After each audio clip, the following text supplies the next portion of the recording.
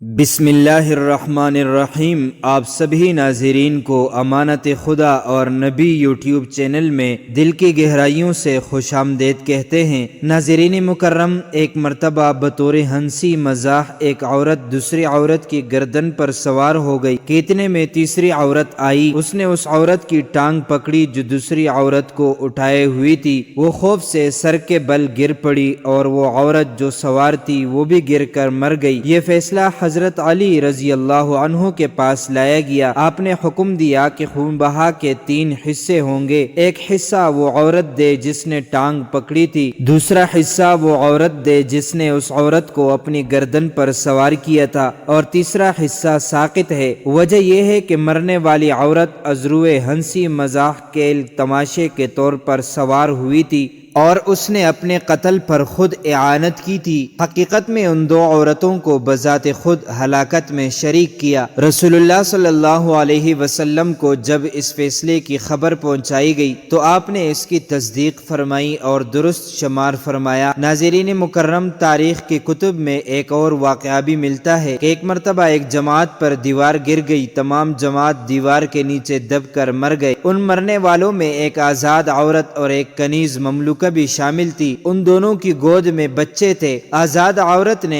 آزاد مرد سے اور کنیز نے غلام مرد سے بچہ جنا تھا۔ لوگ یہ تمیز نہ کر سکے کہ کون سا بچہ مملوک ہے اور کون سا بچہ آزاد عورت سے ہے۔ حضرت علی نے ان بچوں کے درمیان قرعہ ڈالنے کا حکم کیا۔ اب جس کی آزادی کا تیر نکلا، آپ نے حکم فرمایا کہ وہ مملوک ہے، اور آپ نے بچہ مملوک کو آزاد اور طفل آزاد کو غلام قرار دیا۔ حکم دیا کہ یہ بچہ میراث سے اس طرح ورثہ لے گا جس طرح ایک آزاد شخص میراث پاتا ہے۔ جب اس فیصلے کی خبر رسول اللہ صلی اللہ علیہ وسلم تک پہنچی تو آپ صلی اللہ علیہ وسلم نے تصدیق فرمائی اور فیصلے کو درست قرار دیا۔ معزز ناظرین و سامعین، یہ تھی ہماری آج کی ویڈیو۔ ہم پر امید ہیں کہ آپ کو ہماری آج والی ویڈیو پسند آئی ہوگی۔ اس طرح کی مزید اسلامی معلومات کے لیے امانت خدا اور نبی یوٹیوب چینل کو سبسکرائب کیجیے۔ اگر زندگی کے لمحات مزید باقی رہے تو آپ کے لیے ایک اور بہترین ویڈیو بطور تحفہ اللہ تعالیٰ کی رضا کے خاطر پیش کروں گا۔ تب تک کے لیے مجھے دیجیے اجازت۔ اللہ تعالیٰ سے دعا ہے کہ اللہ تعالیٰ ہمیں رمضان کے صدقے معاف فرمائے۔